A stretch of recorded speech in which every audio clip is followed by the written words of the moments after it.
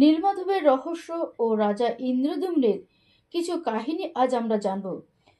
প্রাচীন মালব দেশের অবন্তী নগরীর রাজা ইন্দ্রদ্যুম্ন ছিলেন ভগবান বিষ্ণুর এক পরম ভক্ত। তিনি ভগবান বিষ্ণুর এক গুপ্ত রূপ নীলমাধবের কথা জানতেন এবং তাকে দর্শনের জন্য ব্যাকুল হয়ে ওঠেন। তিনি তার বিশ্বস্ত ব্রাহ্মণ বিদ্যাপতিকে নীলমাধবের সন্ধানে পাঠান। বিদ্যাপতি নীলগিরি পর্বতে গহন অরণ্যে পৌঁছান। সেখানে সবর আদিবাসী প্রধান বিশ্বাবসু গোপনে একটি নীলকান্ত মুনির নীলমাধব বিগ্রহ পুজো করতেন। বিদ্যাপতি বিশ্ব বসুর কন্যা ললিতা প্রেমে পড়েন এবং তাকে বিবাহ করেন। স্ত্রীর সহায়তায় তিনি বিশ্বাবসুকে রাজি করান তাকে নীলমাধব দর্শনে নিয়ে যাওয়ার জন্য।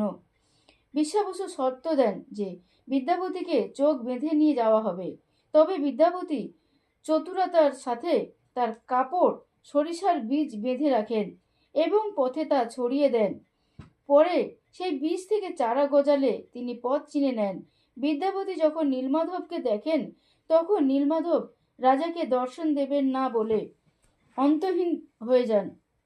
রাজা ইন্দ্রদ্যুম্ন যখন নীলমাধবকে দেখতে আসেন তখন দেবতা অন্তর্হিত হয়ে যান। পরে স্বপ্নাদেশ অনুযায়ী রাজা সমুদ্রের জলে ভেসে আসা একটি পবিত্র কাঠখণ্ড দারুব্রহ্ম পান।